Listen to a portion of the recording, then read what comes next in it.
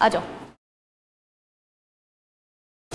सबसे पहले है आपका इसका चैप्टर 2 का। देखो, कंपनीज इनकॉर्पोरेशन अमेंडमेंट रूल्स 2023 अभी आए थे, तभी तुम्हारे लिए एप्लीकेबल है। वैसे तुम्हें ना 3 अमेंडमेंट्स देखने चाहिए। ये वाला, इससे 2 पहले वाले। इससे पहले वाला तो बहुत ही सिंपल था, टाइम पास था, बस रीड करने वाला। नहीं, ऐसा जरूरी है? तुम्हारा तो न्यू सिलेबस है, न्यू सिलेबस में तो अमेंडेड ही है वैसे तो, लेकिन फिर भी SBEC का देख के जाना। समझ रहे मैं क्या बोल रही हूँ? SBEC पुराना सिलेबस, उसमें भी चैप्टर 2 तो सेम ही था, तो वो अमेंडमेंट्स भी तुम एक बार देख जाना। मैं बोल रही हूँ पढ़ना नहीं है, एक बार देख जाना, बस रीड कर जाना। कई बार वो ऐसे ही कुछ भी पूछ लेते उठा के, ठीक है। अब देखो, आ जाओ 2023 वाला MCA नोटिफिकेशन, ये सब याद करने की जरूरत नहीं है, कब आया था कुछ नहीं है, ये लिखना तुम्हें जरूरी है। As per the companies amendment incorporation amendment rules 2023। वैसे भी पूरा चैप्टर इनकॉर्पोरेशन का नहीं है क्या? इनकॉर्पोरेशन का है, तो इनकॉर्पोरेशन के अमेंडमेंट्स आए हैं, ठीक है। अब देखो क्या है, सबसे पहला इन्होंने कुछ फॉर्म्स को तो ओमिट कर दिया कि देने की जरूरत ही नहीं है, और कुछ को सब्स्टिट्यूट कर दिया। दोनों में क्या डिफरेंस है? हाँ, दूसरे के बदले में क्या होगा? एक ही तो फॉर्म पढ़ा है हमने, ले देंगे स्पाइस प्लस। हम लोग हमेशा से क्या स्टार्टिंग से ही बात नहीं करते क्या कि स्पाइस प्लस सारे काम करके दे रहा है? स्पाइस प्लस के वजह से हमें इधर उधर के कोई फॉर्म्स नहीं देने पड़ रहे हैं, तो सब्स्टिट्यूट क्या हुआ है? Spice plus. Substitute spice plus नहीं हुआ, उसकी जगह देना क्या होगा? स्पाइस प्लस, ठीक है। उसके बाद हमने बोला कुछ चीज़ें ओमिट ही कर दी उन्होंने, कि हटाई दी, तो कुछ तो ओमिशन वाले हैं और कुछ आपके हैं वो। तो मैं इसके नोट्स ही बनवा देती हूँ, तो मैं देखो। सबसे पहले इसका नाम क्या है? कंपनीज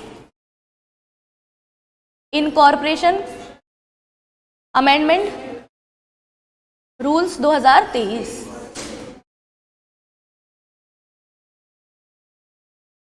कुछ चीजें तो कर दी ओमिटेड फॉर्म्स। ओमिटेड फॉर्म्स कौन कौन से हैं? Good afternoon. अरे यार, आई मिस यू आयुषी।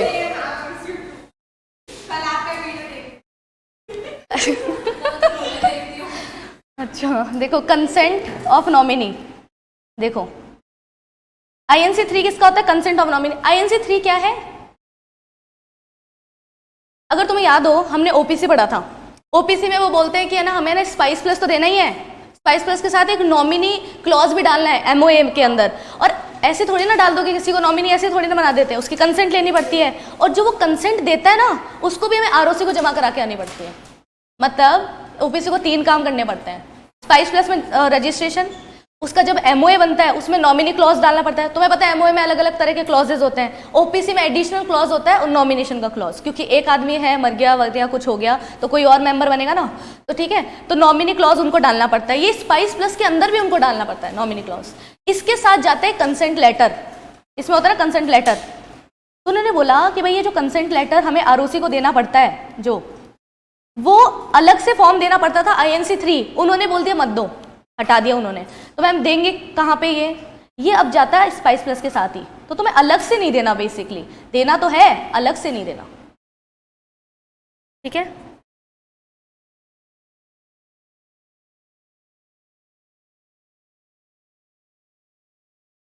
एक था INC 14 और 15, किससे रिगार्डिंग थे ये? किसी को याद है क्या?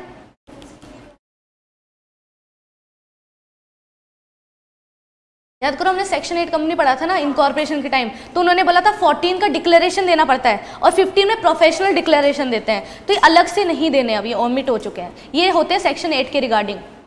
अब तुम्हें ना एक क्वेश्चन आना चाहिए, मैम इस पे से क्वेश्चन आते हैं क्या कभी अमेंडमेंट में से कि बताओ कौन से फॉर्म ओमिट हुए हैं? नहीं, क्वेश्चन नहीं आएंगे इन पे कभी भी कि ओमिट हो गए। अगर तुम्हारे OPC का क्वेश्चन आता है तो अगर तुम नीचे ये मेंशन करते हो तो तुम्हें एडिशनल मार्क्स मिलते हैं हमेशा।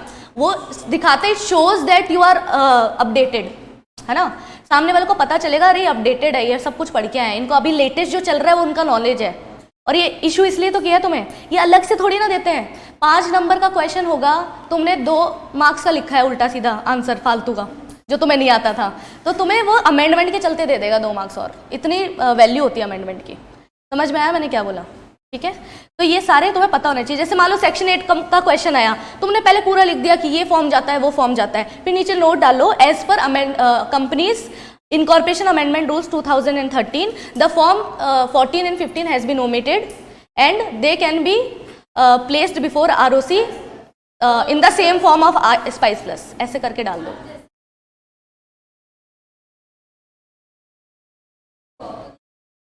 नोट डालना है, एक बार लिखना है कि ये ओमिट हो गया, ये सब्स्टिट्यूट हो गया, ऐसे लिखना है। तो ओमिट हो गया तो नहीं देना ना, प्रोसीजर पे कैसे फर्क नहीं पड़ेगा, अभी देना ही नहीं है। हाँ, अरे दोनों एक ही बात है एक तरह से। ओमिट मतलब उन्होंने पूरी तरीके से कैंसिल कर दिए, सब्स्टिट्यूट मतलब वो भी दे सकते हैं, स्पाइस प्लस भी दे सकते हैं, ऐसा। ये तो ओमिट ही कर दिए, देने ही नहीं है अब, समझ में आई चीज। अब देखो थर्ड उन्होंने हटाया है RDGNL।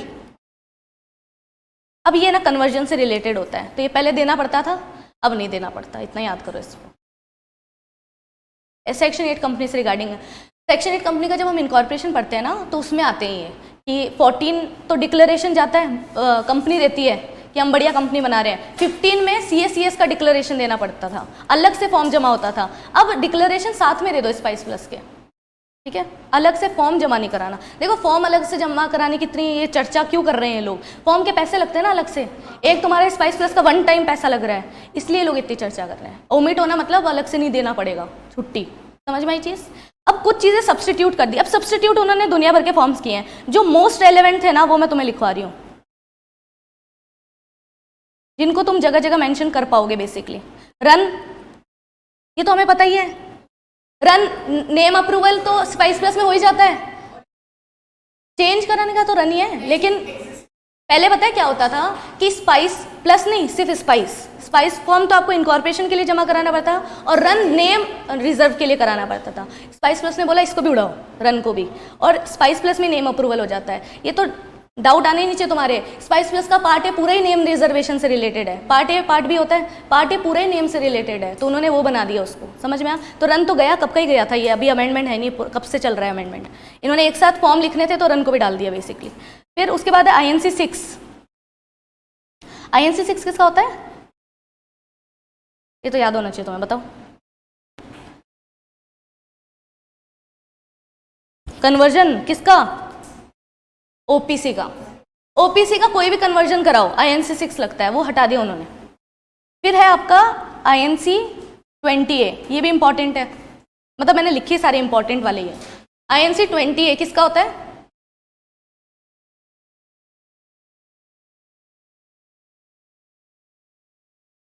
हाँ आती तो ROC से है, लेकिन क्या आता है, कमेंसमेंट ऑफ बिजनेस। तुम देख के बताया ना,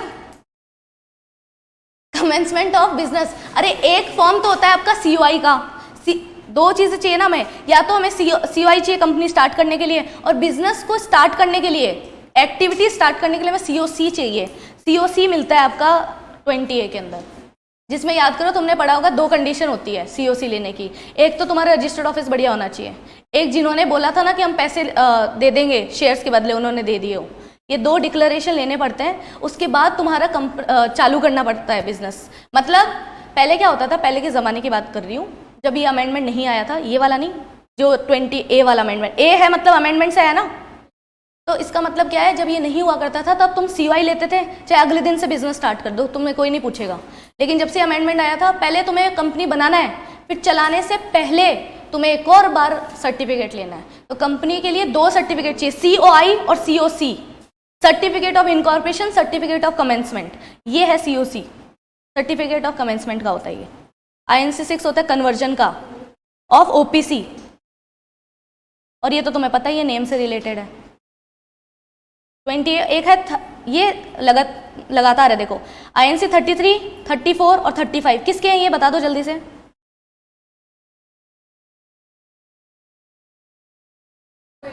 (33) MOA, 34 AOA और 35 किसका है आपका, अजाइल प्रो, GST IEC का। अगर GST IEC अलग से अप्लाई होता है तो 35, कौन से चारों, 33, 32, 33, 34, 35 साथ में जाते हैं, हाँ सही बोल रहे हो, ठीक है। तो ये सारे फॉर्म्स इन्होंने सब्स्टिट्यूट कर दिए। अरे भाई देखा जाए तो ये स्पाइस प्लस में भी तो जाते हैं, तो इनको अलग से करने की क्या जरूरत है, सब्स्टिट्यूट कर दिए। सब्स्टिट्यूट का मतलब ये नहीं है कि पूरी तरीके से उन्होंने स्पाइस प्लस को दे दिया, सब्स्टिट्यूट है मतलब कुछ इनमें चेंजेस हुए हैं। सब्स्टिट्यूट का मतलब है कि इन फॉर्म्स के अंदर कुछ चीज़ें चेंज करी है उन्होंने, है ना। तो ये प्रोसीजरल पार्ट है, तुम्हें इतना डीप में नहीं जाना, तुम्हें बस लिखना है कि सब्स्टिट्यूट हुए हैं। ये मत सोचो कि इसका अब क्या करेंगे, ओमिट नहीं हुए, बस ये याद रखना। सब्स्टिट्यूट का मतलब दो होता है कि एक तो तुम्हें अब ऑप्शन है या तो ये कर लो या स्पाइस प्लस कर लो, एक होता है इसमें कुछ चेंजेस है, तब भी तो हम बोलते हैं सब्स्टिट्यूट हो गए। चेंजेस भी आ सकते हैं इसके अंदर, समझ में आई चीज़। अब देखो क्या है, एक है RD1, ये ऊपर भी पढ़ा था हमने, ऊपर नहीं पढ़ा था वो तो RDJNL था। जनरल, RD जनरल होता है आपका पब्लिक टू प्राइवेट में यूज होता है, ये इंफॉर्मेशन देने के लिए, वो उन्होंने उड़ा दिया। RD1 तो मेन फॉर्म है, इसमें भी कुछ चेंजेस है इसलिए सब्स्टिट्यूट हुआ है। RD1 किसका मेन फॉर्म होता है, जब आप पब्लिक टू प्राइवेट में कन्वर्ट करवाते हो, पब्लिक टू प्राइवेट में कन्वर्ट कराते हो। देखो पब्लिक से प्राइवेट होना अच्छी बात नहीं है, तो उनको अलग से RD की परमिशन लेनी पड़ती थी ना, तो RD1 ये भी सब्स्टिट्यूट कर दिया उन्होंने। ये हमारे काम के जिस, क्योंकि तुम्हारे आंसर में आ सकते हैं ना, वो फॉर्म्स मैंने लिख दिए हैं जो तुम्हारे अगर क्वेश्चन आता है तो तुम्हारे आंसर में ये सब फॉर्म्स आते हैं। RD1, 33, 34, 35, 20A, 6 रन, तो इसलिए मैंने वो निकाल दिया। आए तो बहुत सारे, अभी हम रीड करेंगे। उसके बाद है आपका RD1 हो गया, INC 27, अभी ये किसका है, और 28, INC 27 और 28, ये भी कन्वर्जन के फॉर्म्स हैं। दोनों ही आते हैं, पब्लिक प्राइवेट से पब्लिक और पब्लिक टू प्राइवेट, दोनों में यूज होता है, ठीक है। ये था तुम्हारा पहला अमेंडमेंट।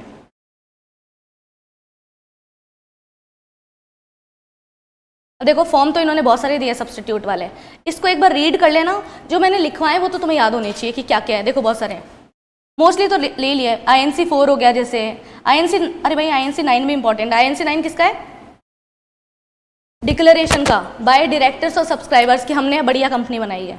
ये तुम्हें मिल जाएगा, बताऊँ कहाँ पे। ये है जब हम लोग चैप्टर 2 में स्टेप्स पढ़ते थे ना, कि स्टेप नंबर 1, स्टेप नंबर 2, तो 2 में प्रिपरेशन ऑफ डॉक्यूमेंट्स था, उसमें पहला डॉक्यूमेंट ये होता है INC 9, ठीक है। 12, 13 ये सब इग्नोर मार सकते हो। 22 तो तुम्हें पता ही होगा किसका है, किसका होता है, नहीं पता, रजिस्टर्ड ऑफिस का। अलग से नहीं देना पड़ता ना, रजिस्टर्ड ऑफिस का। जब स्पाइस प्लस देते हैं तो या देखो रन हमेशा से नेम का रहा है, और INC 22 हमेशा रजिस्टर्ड ऑफिस का रहा है। अब इनके कंप्लाइंसेस कम हो गई है स्पाइस प्लस के आने के बाद, बस ये 24 ये सब काम के नहीं इतने, 27, 28, 31 भी काम का नहीं है। स्पाइस प्लस का तो खुद का ही 32 है, ये तो तुम्हें याद ही रहता है। 33, 34, 35 इंपॉर्टेंट है, और RD1 ये सब सब्स्टिट्यूट हो गए हैं। समझ में आई चीज़। अब आ जाओ द अमेंडमेंट। अब ये एनालाइज हमें नहीं पढ़ना, एनालाइज हमने कर लिया एनालाइज। अब देखो क्या है, निधि के रूल्स। अब निधि का एकदम टाइम पास रूल आया है, इसको तुम इग्नोर मार सकते हो, लेकिन अगर तुम ये लाइन मेंशन करते हो ना, अब मान लो कोई निधि का क्वेश्चन आ गया, नीचे तुमने लाइन मेंशन कर दी तो एकदम इंप्रेशन पड़ जाएगा, वो वाली बात है। इनका अमेंडमेंट देखो इतना छोटा सा है, प्यारा सा अमेंडमेंट। क्या है कि निधि के NDH1, NDH2, NDH3, NDH4 4 form होते हैं मेन निधि के। निधि देखो सबसे इंपॉर्टेंट कंपनी है चैप्टर 2 की, उसको अच्छे से पढ़ के जाना, उसको ये हल्के में मत लेना, क्योंकि वो कंपनी लॉ में भी नहीं है, तो यहाँ पे नहीं पूछेंगे तो कहाँ पूछेंगे फिर उसको, ठीक है। तो चार तुम्हारे फॉर्म जाते हैं। पहले ये V2 पे फाइल होते थे, अब V3 पे होते हैं, यही अमेंडमेंट है। पोर्टल का नाम था V2, अब V3 है। बेसिकली ये लोग है ना पोर्टल को इम्प्रूव करते रहते हैं, तो इनका वर्जन चेंज हो जाता है। पहले वर्जन नंबर 2 था, अब वर्जन नंबर 3 है, तो V3 पे फाइलिंग होगी। तो इतनी सी लाइन तुम्हें मेंशन करनी पड़ेगी, अच्छा खासा इंप्रेशन पड़ जाएगा। बेसिकली ये 4 आपके फॉर्म्स है, वो V2 पे नहीं V3 पे सबमिट होते हैं निधि वाले रूल, और ये 4 ही तो है उसमें, ले दे के 4 ही होते हैं जो तुम्हारे काम के। 1 में क्या जाता है, रिटर्न। 2 में RD की परमिशन लेनी पड़ती है। 3 हाफ ईयरली रिटर्न, और 4 एप्लीकेशन, मेन एप्लीकेशन की हमें निधि बना दो, ठीक है। अब देखो क्या है, थर्ड अमेंडमेंट रूल्स 2023। इन्होंने क्या बोला है, MCA नोटिफाइड बाय जो भी है companies incorporation, third amendment rules which has come into the force according to the amendment under rule 30, shifting of one place to another, the ministry come with the following 2 modifications.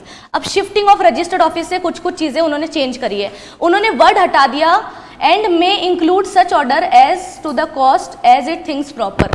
मतलब जब तुम कोई company है तुम्हारी, उसकी registered office change करते हो तो तुमसे वो कॉस्ट ली जा सकती है जो आपका एज इट थिंग्स प्रॉपर, जो अथॉरिटी प्रॉपर माने।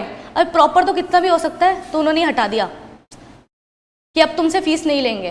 पहले ऐसा था कि कैसी भी फीस ले लेंगे, 1-1 लाख रुपए लेते थे लोग, समझ में आया। अब इन्होंने बोला कि फीस नहीं लेंगे, तो बड़ा अमेंडमेंट है, दिखने में छोटा है पर बड़ा है। इन्होंने क्या बोला कि रजिस्टर्ड ऑफिस जब चेंज करते थे ना, तो एक लाइन लिखी हुई आती थी हमेशा कि कॉस्ट के रिगार्डिंग वो एज इट थिंग्स प्रॉपर पैसे ले सकते हैं। तो अब ऐसी लाइन उन्होंने हटा दी।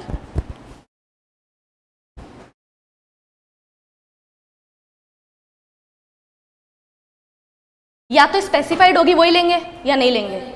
एज इट थिंग्स प्रॉपर, अपने मन चाही, बोलते हैं ना मन चाही, अपने मन चाही फीस नहीं लेंगे बेसिकली। इसका मतलब ये क्या होता है, एज इट थिंग्स प्रॉपर, मतलब जो मर्जी आए वो लेंगे, जो उनको प्रॉपर लगेगी। तो ये वर्ड्स उन्होंने हटा दिए, उन्होंने बोला ऐसे नहीं होता, ठीक है। तो इसका छोटा सा नोट बना लेते हैं हम लोग कि भाई रजिस्टर्ड ऑफिस से रिगार्डिंग कुछ रूल्स आए। एक तो है शिफ्टिंग, जब तुम शिफ्ट करते हो ना, शिफ्ट तो पहले मतलब ऐसा तुमने पढ़ा होगा ना, स्टेट 2 के बाहर चेंज कर सकते हैं, या तुम मतलब अलग आरओसी का जुरिस्डिक्शन चेंज कर रहे हो। ये एलएलपी में भी सेम यही बातें हैं कि भाई या तो तुम है ना नॉर्मल स्टेट के अंदर ही चेंज कर रहे हो तो कोई दिक्कत नहीं है, स्टेट से बाहर जा रहे हो तो बहुत ही दिक्कत है, बिल्कुल ही है ना, एकदम ही गलत चीज़ कर रहे हो, या फिर एक आरओसी से दूसरे आरओसी के जुरिस्डिक्शन में जा रहे हो। तो इस रिगार्डिंग फीस लगती थी। तो इन्होंने बोला कि फीस के रिगार्डिंग पहले था, अर्लियर था कि एज इट थिंग्स प्रॉपर, ऐसे वर्ड्स लिखे हुए थे बेसिकली, जो उन्होंने हटा दिए, है ना, डिलीट कर दिए। बस ये चीज़ उन्होंने रखी है। तो या तो स्पेसिफाइड फीस लो या पर मत लो। दूसरा एक और अमेंडमेंट आया इसके अंदर, रजिस्टर्ड ऑफिस से रिगार्डिंग ही। देखो तुमने इंसॉल्वेंसी वगैरह पढ़ लिया क्या कंपनी लॉ के अंदर? इंसॉल्वेंसी तो तुम्हारे हट ही गया शायद, हाँ हट गया। पहले वो एसबीसी में हुआ करता था, एसबीएल का पुराना ओल्ड सिलेबस में हुआ करता था, प्रोफेशनल में पूरा भेज दिया उन्होंने, तो ये शायद तुम्हारे हट गया। लेकिन इसके रिगार्डिंग अमेंडमेंट उन्होंने दे दिया, और ये वहाँ कंपनी लॉ में पूछा जा सकता है 100%, क्योंकि वहाँ पे क्लोजर है। ये यहाँ का टॉपिक ही नहीं है, कंपनी लॉ का टॉपिक है ना, लेकिन ये यहाँ पे दे रखा है तो हम यहाँ पे पढ़ेंगे, क्योंकि एसबीसी पुराने सिलेबस में यहीं पे था, इसलिए शायद उन्होंने एसबीएल में दे दिया। समझ में आया? अब ध्यान से सुनो तुम्हारा, अब देखो तुमने आईबीसी नहीं पढ़ा, तो मेरे को थोड़ा सा तुम्हें आईबीसी बताना पड़ेगा, नहीं तो तुम्हें समझ नहीं आएगा। ध्यान से सुनो, आईबीसी क्या है? इंसॉल्वेंसी बैंक्रप्सी कोड, पता है तुम्हें? ये क्या करता है? ये इंसॉल्वेंट कंपनी को रिकवर कराने का काम करता है बेसिकली। मतलब बीमार कंपनी को, देखो कोई बीमार है तो दो ही चीज़ें हो सकती है, या तो ठीक हो जाएगा या दो ही चीज़ें हो सकती है बीमार के साथ, है ना। तो कंपनी भी ऐसे ही चलती है, कंपनी बीमार होती है या तो वो रिवाइव हो जाएगी, जिसको बोलते हैं हम उसको रिजोल्यूशन कर रहे हैं उसका, इसको बोलते हैं इंसॉल्वेंसी। आप रिजोल्यूशन प्लान आपने उसके रिगार्डिंग किया है और उसको रिजॉल्व कर रहे हो, वो होता है। या फिर वो वाइंड अप हो जाएगी, डिजॉल्व हो जाएगी, दो ही ऑप्शन है उसके पास। तो इसके रिगार्डिंग में ना आपको सेक्शन 31 होता है इसका, जिसमें आपको रिजोल्यूशन प्लान जमा कराना होता है। बेसिकली ये लोग पता है क्या करते हैं, पहले ना बोलते हैं कि अरे कंपनी है ना दिवालिया हो गई, ऐसे चर्चा में आ जाती है कि कंपनी के पास पैसा नहीं है, कंपनी के पास पैसा नहीं है। तो पहले जो भी CA लोग होते हैं, इंसॉल्वेंसी प्रोफेशनल्स बोलते हैं इनको, इंसॉल्वेंसी प्रोफेशनल्स बोलते हैं, CA बन सकते हैं इसके अंदर। तो ये लोग जाते हैं, ये बोलते हैं पहले तो तुम हटो मैनेजमेंट वाले, तुमने चला ली कंपनी, ऐसी तो हालत कर दी कंपनी की, अब और चलाओगे तो बंदी हो जाएगी। देखो हमारा ऑब्जेक्ट क्या है इंडिया का, कि हमें कंपनियां बंद नहीं करानी। अगर कोई ऐसा नहीं है, हम लोगों का ये मोटिव नहीं है कि मार दो कंपनी को, अब दिवाली है तो मर जाए कोई बात नहीं, उसको वापस से रिवाइव करने का हमारा वो होता है। इसमें CA वगैरह IP इंसॉल्वेंसी प्रोफेशनल बन सकते हैं, मोस्टली CS ही करता है ये काम। तो ये लोग क्या करते हैं, एक रिजोल्यूशन प्लान मंगवाते हैं दूसरी कंपनियों से, लोगों से।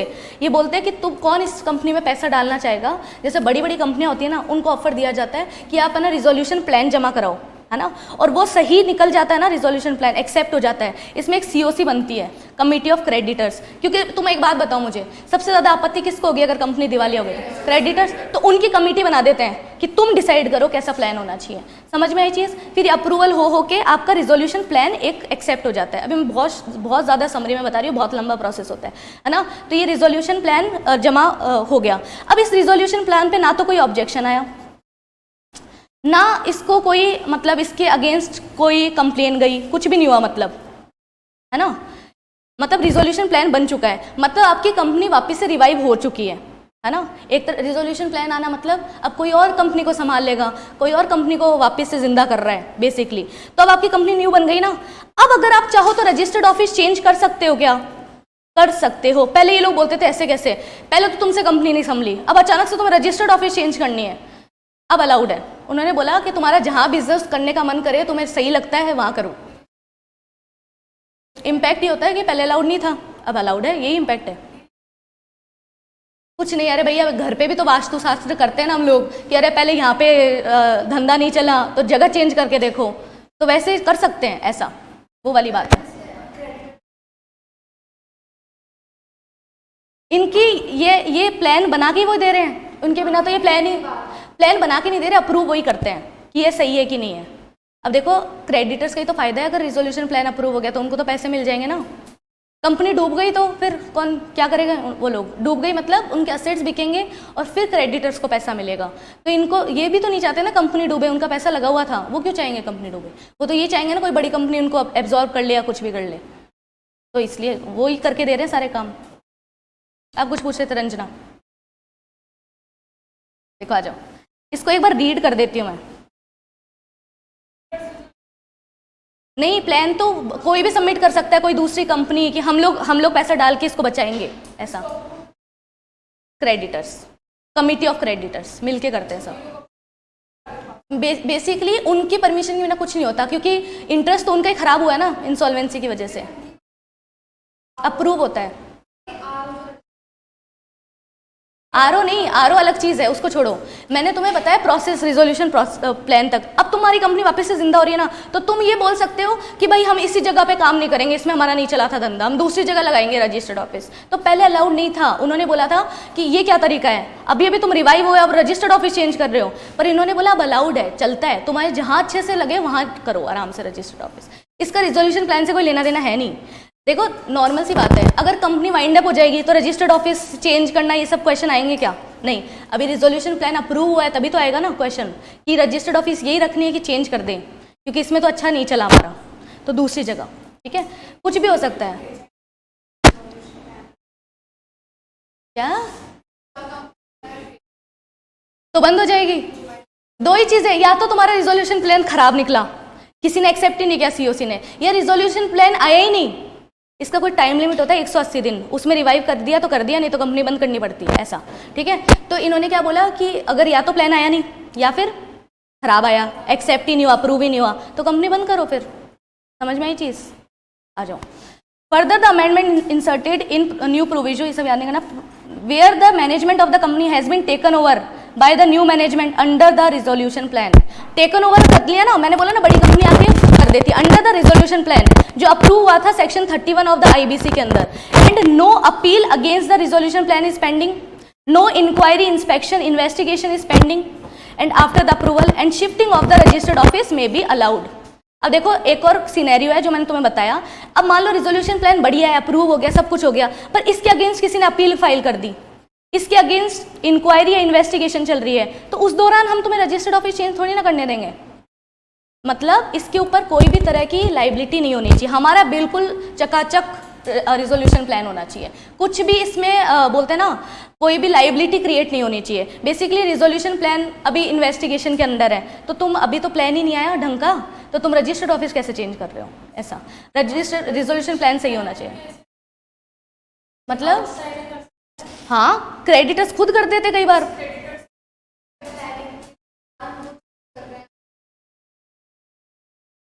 आरओ को एक बार छोड़ो, रिजोल्यूशन प्लान तक आओ। रिजोल्यूशन प्लान पहले अप्रूव हो रहे हैं।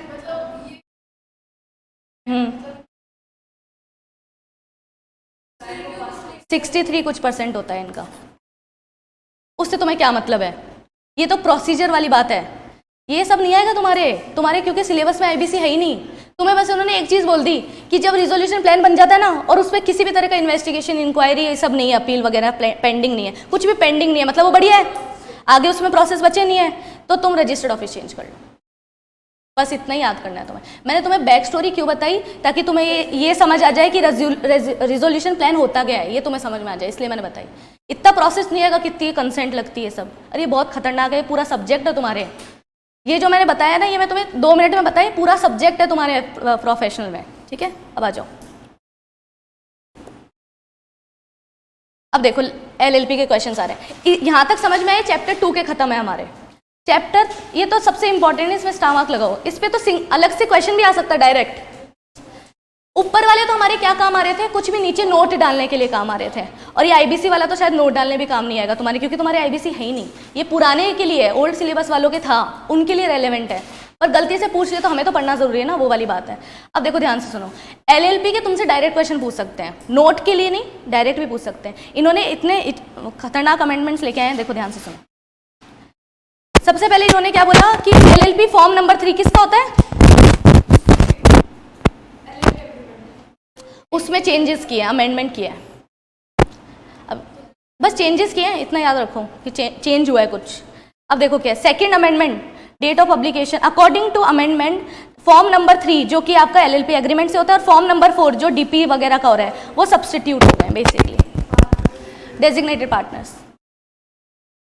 LLP से रिगार्डिंग चैप्टर 3 से रिगार्डिंग आपके अमेंडमेंट्स, सबसे पहला क्या है कि भाई LLP 3 प्लस LLP 4, ये जो मेन फॉर्म है सबसे ज्यादा, 3 LLP एग्रीमेंट का होता है, 4 पार्टनर से रिलेटेड होता है, ये सब्सटीट्यूट हो गए, सब्सटीट्यूटेड, मतलब इसमें चेंजेस हुए हैं।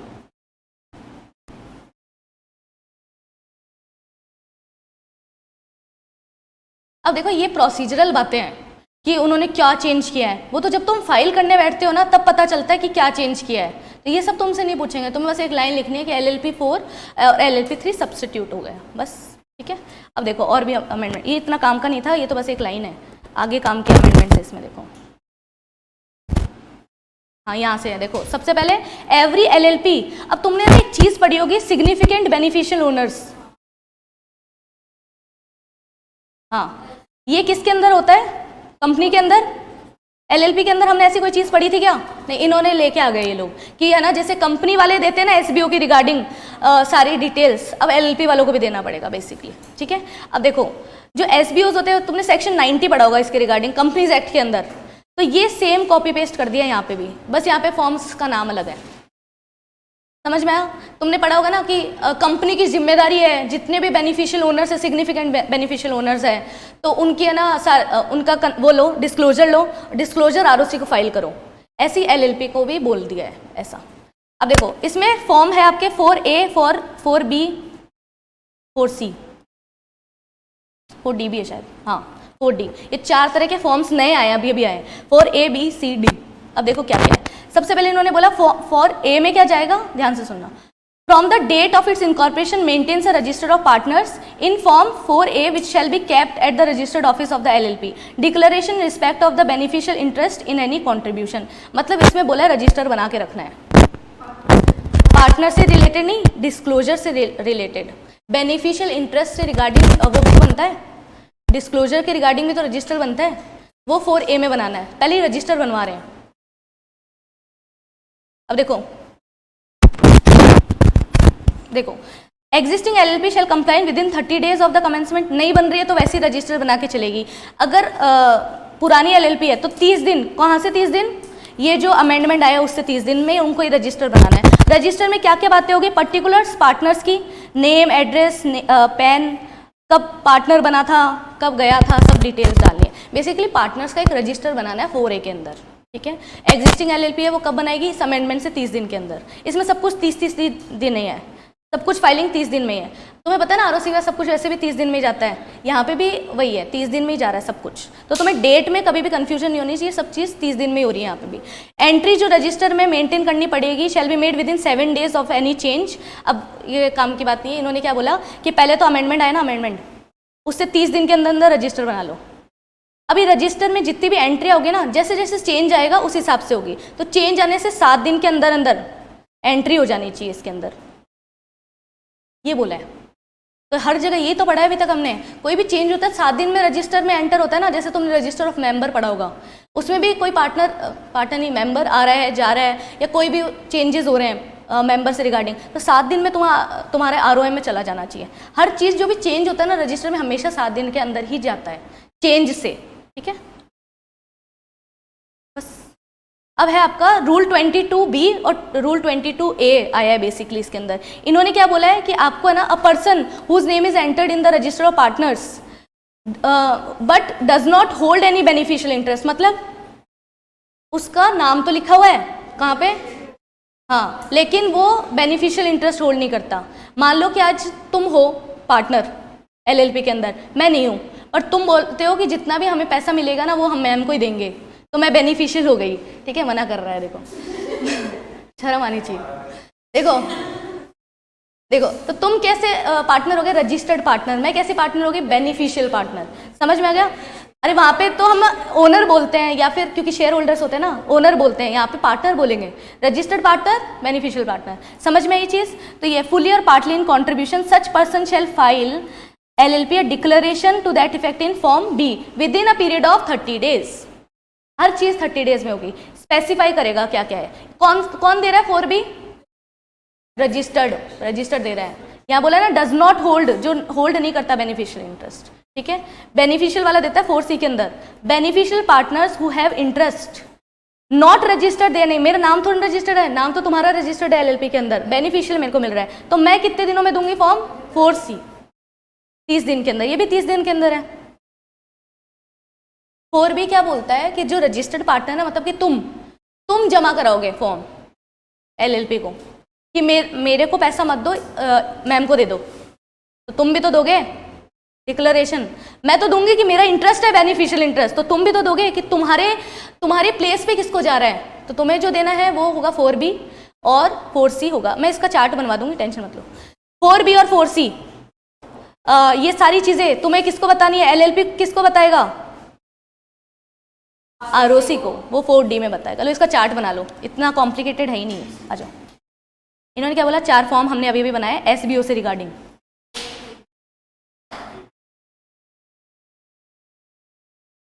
फोर ए, 4B, 4C और 4D।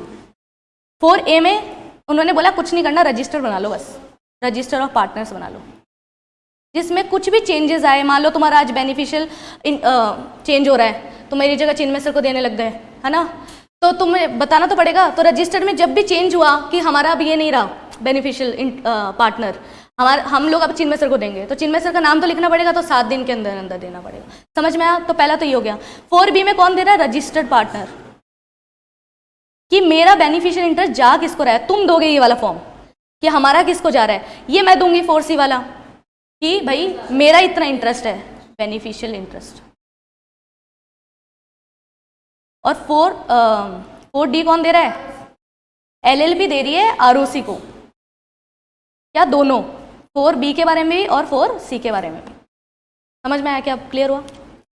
ये सब कितने दिनों में जा रहे हैं, 30 डेज। ये 30 डेज बस याद रखना अमेंडमेंट से है, ये सब तो इंटरेस्ट से रिगार्डिंग होगा, ये जब उनके पास आया ये फॉर्म उससे 30 दिन होगा, ठीक है, लेकिन ये अमेंडमेंट के बाद 30 दिन के अंदर अंदर रजिस्टर बना लो पार्टनर्स का अलग से।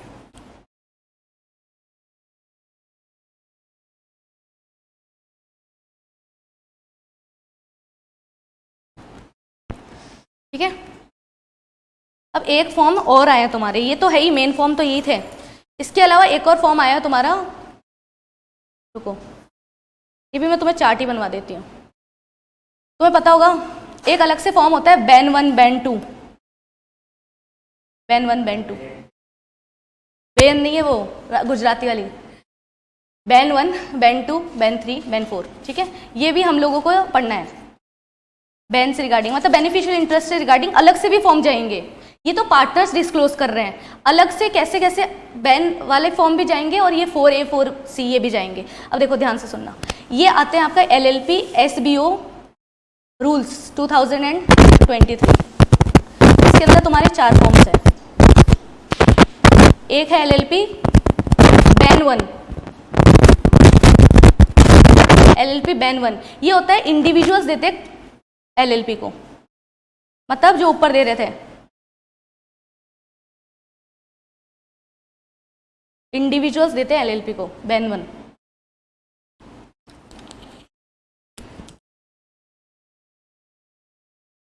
LLP बैन 2 ये देते हैं LLP will file to ROC, ROC को फाइल करेगी।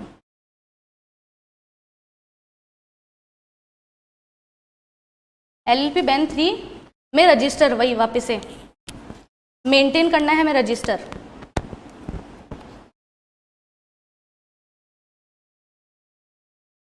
मेंटेन करना है रजिस्टर।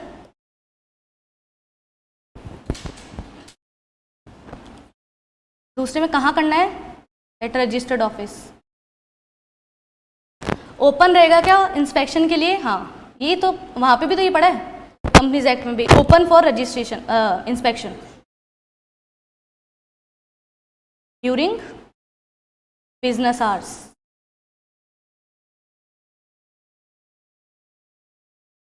वही वापस से वही सेम चीज़ है, दो फॉर्म देने हैं बेसिकली, एक तो बैन वाले और एक वो 4A 4C वाले।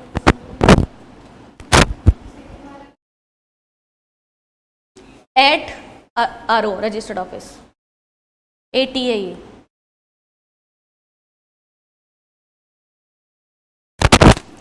LLP बैन 4, ये है notice for seeking information about SBO। अगर आपको कोई इंफॉर्मेशन जांच पड़ताल करवानी है तो उसके रिगार्डिंग नोटिस दे सकते हो।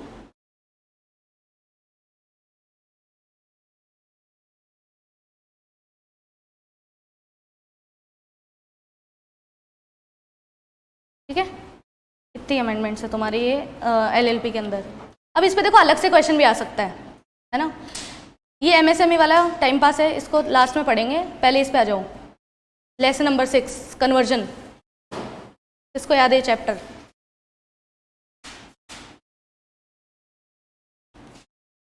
देखो इसमें भी वही इनकॉर्पोरेशन रूल्स लगते हैं ना, तो वापिस से हेडिंग डालो। चैप्टर 6 में कौन से इनकॉर्पोरेशन रूल्स ही है? Companies incorporation amendment rules. मैं इनकॉर्पोरेशन शॉर्ट में लिख रही हूँ, एग्जाम में मत लिखना। Amendment rules 2023।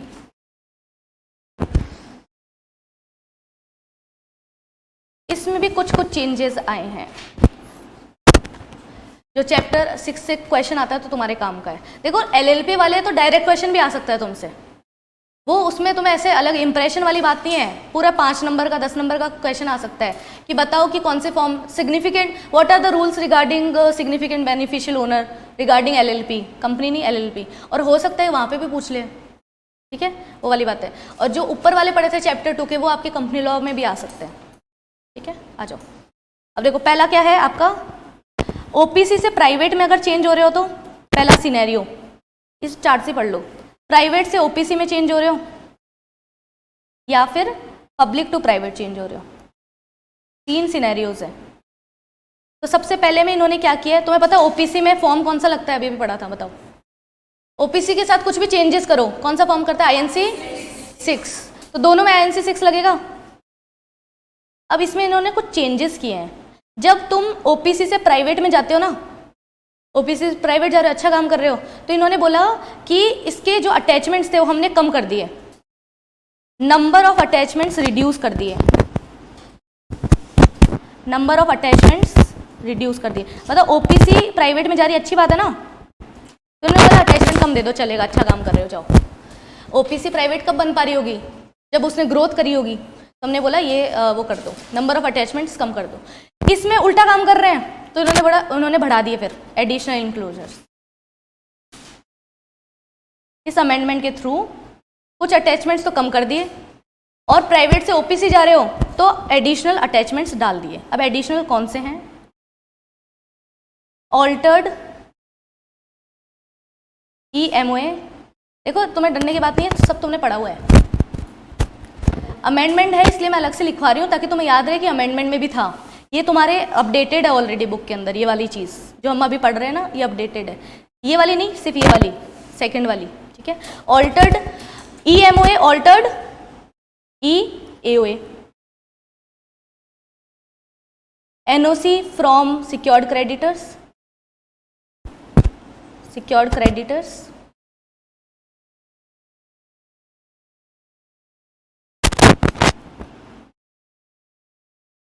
Affidavit for declaration, ये एडिशनल उन्होंने बढ़ा दिए।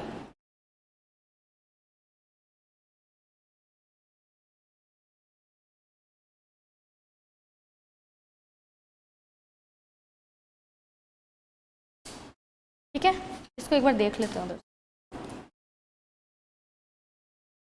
देखो इन्होंने क्या बोला, conversion of OPC into public private companies amended to reduce the number of attachments that were required to be enclosed in form INC 6, उन्होंने कम कर दिए कि चलेगा हमें। उसके बाद इन्होंने क्या बोला, modified stating on being satisfied the requirement have been comply with registered after examining the latest, ये shall form and issue the certificate, ये कर देगा। ठीक है, उसके बाद है रूल 7 कन्वर्जन, इसके रिगार्डिंग उन्होंने क्या बोले कि भाई एडिशनल इंक्लोजर्स डाल दिया। अब देखो प्राइवेट से तुम ओपीसी हो रहे हो, है ना, उल्टा काम कर रहे हो, तो उन्होंने क्या बोला कि एडिशनल EMOA ये सारी चीज़ें उन्होंने डाल दी इसके अंदर बेसिकली। ठीक है, उसके बाद देखो क्या बोला है, अब इन्होंने एक और चीज़ ऑल्टर करी है, जब आप पब्लिक टू प्राइवेट होते हो तो उन्होंने SRN सर्विस रिक्वेस्ट नंबर भी अलग से मेंशन करना पड़ेगा। बेसिकली जब पब्लिक टू प्राइवेट डालते हैं ना तो हमें RD1 देना पड़ता है ना, उसके अंदर आपको मेंशन करना पड़ेगा SRN, बस ये अमेंडमेंट है।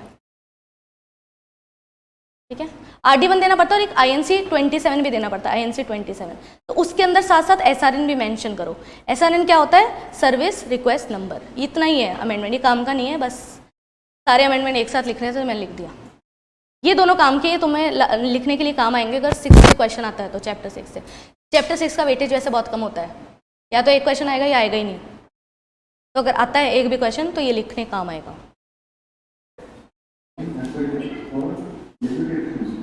क्या डिक्लेरेशन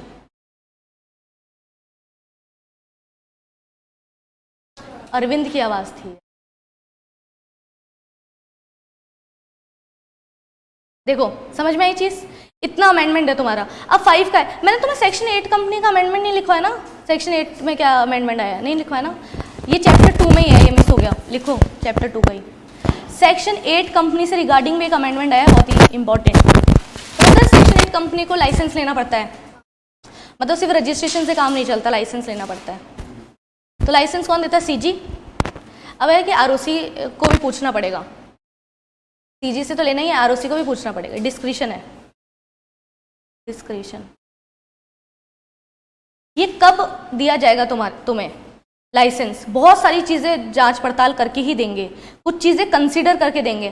पहले इतनी चीज़ें नहीं थी, अब थोड़ा सा बोलते ना स्ट्रिक्ट कर दिया है। देखो एक चीज़ समझो, तुम इसको पढ़ने से पहले एक चीज़ समझो, सेक्शन 8 कंपनी को लाइसेंस लेना, उनकी हर एक चीज़ नोटिस करना, तुम्हारा पैसा कहाँ जा रहा है, ये सब क्यों कर रहे हैं गवर्नमेंट, ये सब क्या सेक्शन 8 कंपनी में ज़्यादा स्ट्रिक्ट क्यों है? बाद में तो स्ट्रिक्ट है नहीं, 2 बोर्ड मीटिंग कर लो, ये कर लो, वो कर लो, लेकिन स्टार्टिंग में क्यों है? क्या बोल रहे थे श्रेयांश, बोलो। नहीं, गवर्नमेंट को इतनी क्या पड़ी है, वो तो है, चलो ठीक है, वो चीज़ तो है। और तुम एक बात बताओ, इनसे ना टैक्स नहीं लिया जाता, इनको इतनी सारी, तो गवर्नमेंट का लॉस है ना, गवर्नमेंट का लॉस है, सेक्शन 8 कंपनी का लाइसेंस देने में गवर्नमेंट का लॉस है, उनके पैसे कम हो रहे हैं गवर्नमेंट के। तो बोले अगर इनको लाइसेंस दिया तो ये तो सेक्शन 8 कंपनी बन जाएगी, इनसे टैक्स ले नहीं सकते, तो इन्होंने क्या, और इनको एग्जाम्पशन दुनिया भर के देते हैं, तो उनका तो पैसा कम हो रहा है ना, तो ये जांच पड़ताल कर रहे हैं भयंकर तरीके से। या तो तुम एकदम बढ़िया कंपनी होनी चाहिए हो, तभी हम देंगे, नहीं तो नहीं देंगे, क्योंकि उनका लॉस है, गवर्नमेंट का पैसा कम होता है इससे। समझ में आई चीज़? तो क्या क्या चीज़ें कंसिडर कर रहे हैं, सब financial statements, board report, auditors report, सब चीज़ कंसिडर करेंगे, ऑडिटर्स रिपोर्ट कोई, और पब्लिश, इसमें न्यूज़पेपर में पब्लिकेशन आता है, तो कोई ऑब्जेक्शंस तो नहीं आए तुम्हारे अगेंस्ट, जो भी फाइल किए गए थे विदिन 30 डेज, ऑब्जेक्शन सब कुछ वो करेगा। किस टाइम का कंसिडर करेगा ये? प्रीसीडिंग 2 ईयर्स का, प्रीसीडिंग 2 ईयर्स का।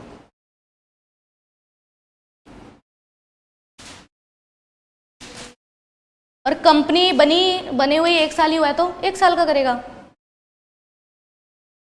ठीक है, प्रीसीडिंग 2 ईयर्स का। इसमें नोट डाल के लिख लो, if existence is of 1 year, then accounts of 1 year shall be taken into consideration.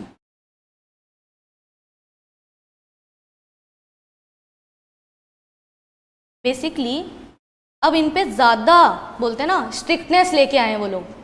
पहली बात तो लाइसेंस सीजी देता था, खुद सीजी मोदी जी देते हैं इस सेक्शन 8 कंपनी का लाइसेंस, है ना। अब आरओसी की भी बातें माननी पड़ेगी। आरओसी डिसाइड करता है, डिस्क्रिप्शन किसका, आरओसी का है।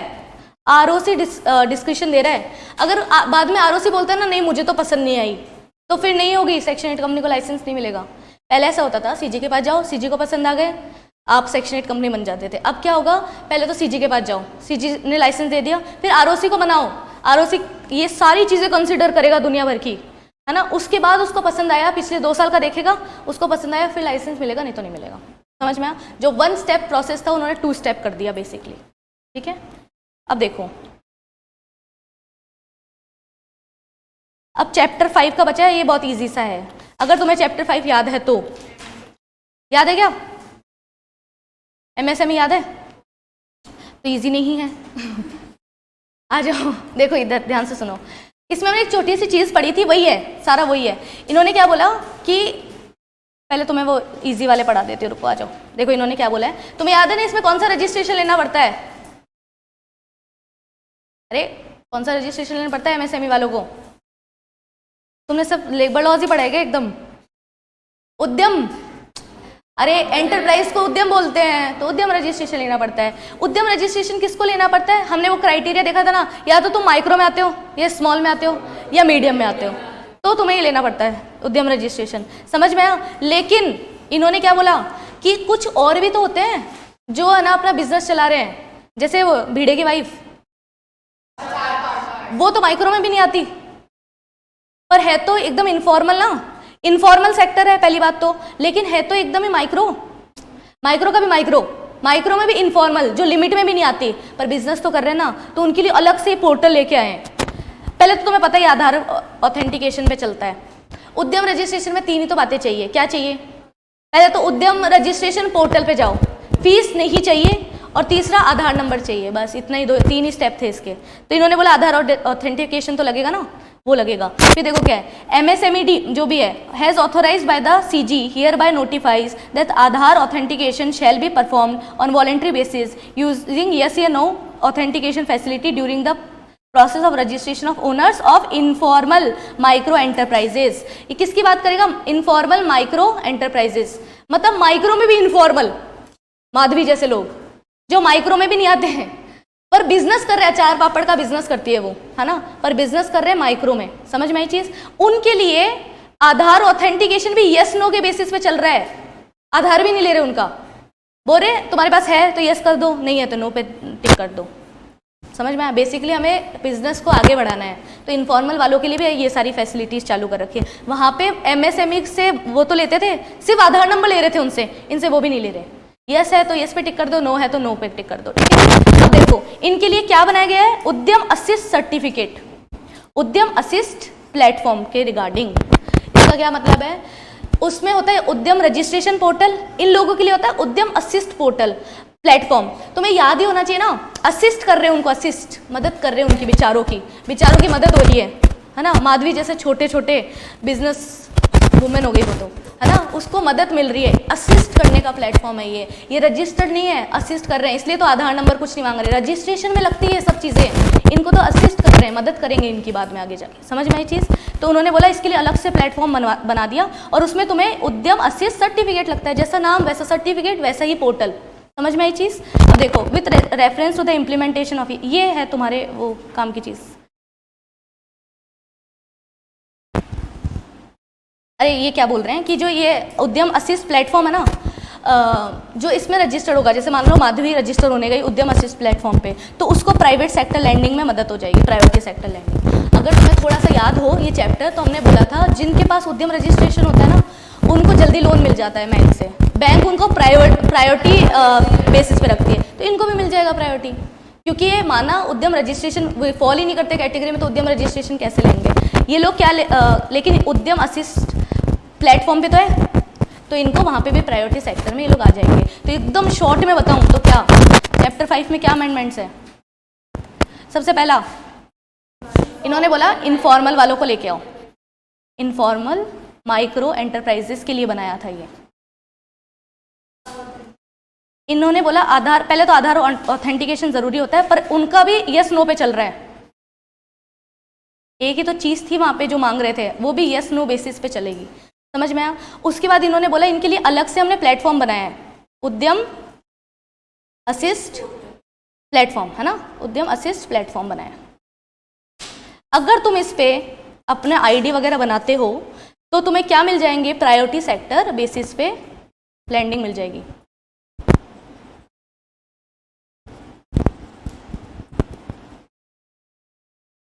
बस इतना ही है, समझ में आया?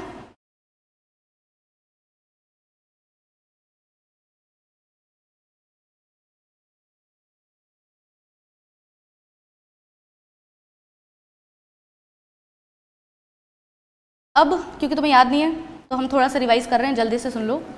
एक होता है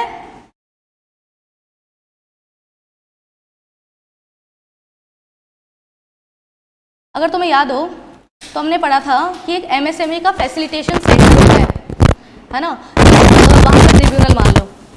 देखो अगर दो लोग होते हैं, दो लोग कौन है, एक है गवर्नमेंट और एक है एमएसएमई वाला, इसमें से बायर कौन होता है, गवर्नमेंट बायर है, और सेलर कौन है, एमएसएमई। यही था उस पूरे चैप्टर के अंदर। इनके बीच में अगर लड़ाई हो जाती है तो ये कहाँ जा सकते हैं, फैसिलिटेशन सेंटर, फैसिलिटेशन सेंटर जा सकते हैं।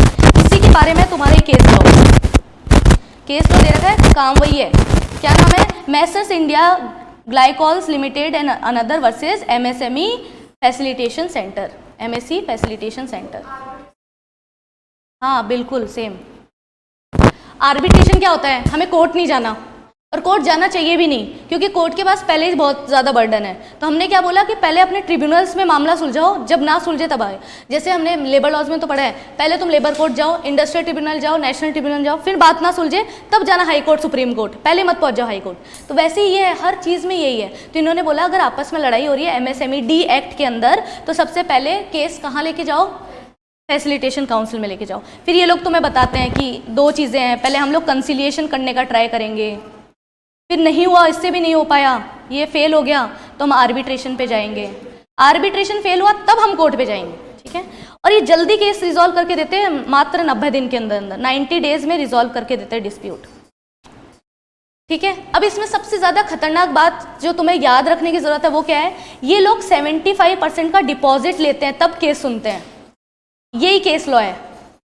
इन्होंने क्या बोला कि दुनिया भर की अपील, ऐसे तो मुंह उठा के कोई भी चला जाएगा ना। तुम्हें डिपॉजिट का कॉन्सेप्ट पता है ना, कि अगर कोर्ट कोई तुम्हारा केस सुनने के लिए भी डिपॉजिट ले रहा है, इसका मतलब वो देखना चाहता है तुम सीरियस हो कि नहीं हो, या फालतू में तो नहीं आ गए कोर्ट का टाइम वेस्ट करने, इसलिए वो तुमसे 75% डिपॉजिट ले रहा है जितने का भी डिस्प्यूट है। मान लो 1 लाख का इनका मामला चल रहा है डिस्प्यूट अमाउंट, तो 75,000 पहले जमा कराओ ताकि तुम्हारा केस वो सुने। ये रिफंड हो जाता है लेकिन वो जमा करवाना होता है, ताकि बोलते हैं ना अगर तुमने टाइम वेस्ट ना हो कोर्ट का। समझ में आया? यही केस बोलता है, ये पूरा ये कॉन्सेप्ट को पूरा केस वापस से रीडिफाइन कर रहा है एक तरह से। इसमें कोई स्टोरी नहीं है केस में, इसी चीज़ का केस लॉ के नाम से दे रखा है। तो मैं एक बार रीड भी कर लेते हैं, आ जाओ। क्या हुआ था इसके अंदर जो भी है, अपेक्स कोर्ट, कौन सा होता है अपेक्स कोर्ट, सुप्रीम कोर्ट। उसने ऑब्जर्व क्या किया था, application setting aside an award of the facilitation council can not be entertain. अब ये किसकी बात कर रहा है, इससे भी एक स्टेप आगे की, मतलब ये तो लेता है 75%, इसके बाद इसके अगेंस्ट तुम अपील करोगे तो जो एपेलेट कोर्ट होगा ना वो भी 75% तुम्हारे से डिपॉजिट लेगा। ये केस ये बोलता है, मतलब आप अगर एमएससी एफसी में कोई भी चीज़ करते हो, केस करते हो, चाहे वो अपील वाला हो चाहे नॉर्मल वाला हो, 75% डिपॉजिट लेना है।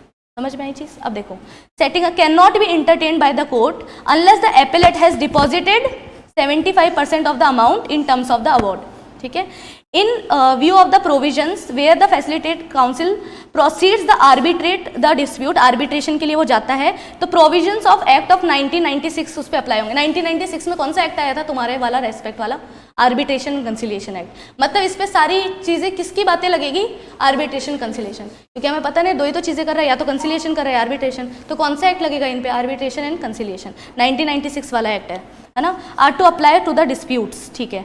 उसके बाद इन्होंने क्या बोला, as per the arbitration agreement, अगर तुम्हें आर्बिट्रेशन कंसिलिएशन एक्ट याद है तो उसमें एक आर्बिट्रेशन एग्रीमेंट बनता है जिसमें वो लोग बताते हैं कौन आर्बिट्रेटर होगा, कितने दिन में सॉल्व करना है, जो भी है उसकी अकॉर्डिंग सारी चीज़ें होगी। तो ये बताने वाली बात नहीं थी, तो हमें पता ही है, ठीक है। Remedy which is provided which would govern an award of facilitation council, however super added, ये काम की बातें नहीं है। Effect setting aside award cannot be entertained, वापस से वही बता रहे हैं, ऊपर अपील का बता रहे थे, अब नॉर्मली बता रहे हैं 75% का डिपॉजिट, बस इतना ही पता होना चाहिए। समझ में आया? तो पता है इसका फायदा क्या होगा, तो तुम्हारा फैसिलिटेशन काउंसिल पे क्वेश्चन आता है तो तुम इसका रेफरेंस दे सकते हो, केस लो का नाम लिख के, ये तुम्हारा फायदा है। बाकी रिपीट ही किया है इन्होंने, वापस जो हमने प्रोविजन ऑलरेडी पढ़ लिया वो इन्होंने रिपीट किया है। अब मैं वापस से बोलूँगी, एसबीसी ओल्ड सिलेबस के लिए बहुत इंपॉर्टेंट का टॉपिक है एसबीसी में, क्योंकि उनके एमएसएमई में इतनी डिटेल्स है ही नहीं जितनी तुम्हारे। समझ में आई चीज़? पर तुम तो अपडेटेड ही पढ़ रहे हो ना, तो तुम्हारे इसमें से क्या टेक अवे हुआ? खाली केस का नाम, है ना, क्योंकि अभी देखो तुम्हें याद नहीं है कि क्या क्या प्रोविजन थे। अगर तुम्हें याद है, हो जाएंगे, तो तुम्हें सिर्फ केस का नाम ही लिखना पड़ेगा, क्योंकि 75% ये सब तो हमें पढ़नी है ना। उनके तो ये सब है ही नहीं, उनके एक तो पहली बात चैप्टर 13 में डला हुआ है एमएसए में, उनका कोई अलग से चैप्टर नहीं था, तो उनके लिए इंपॉर्टेंट है ये। हम तो जो पढ़ रहे हैं वही कॉपी पेस्ट है यहाँ पे, बस केस का नाम याद कर लो तो बहुत बढ़िया हो जाएगा। अब देखो एक और रीज़न होता है अमेंडमेंट पढ़ने का, क्योंकि उन्होंने अमेंडमेंट दिया ना ये, तो बहुत ज़्यादा चांसेस है कि वो एमएसई एफसी से क्वेश्चन पूछेंगे, क्योंकि अमेंडमेंट ऐसे काम क्या है अमेंडमेंट का, वो कैसे चेक करेंगे कि बच्चा अमेंडमेंट पढ़ के आया है कि नहीं आया। समझ में आया? तो ये सारे आपके फैक्टर्स थे। खत्म, टाइम पे खत्म हुआ है अपने। चलो, थैंक यू।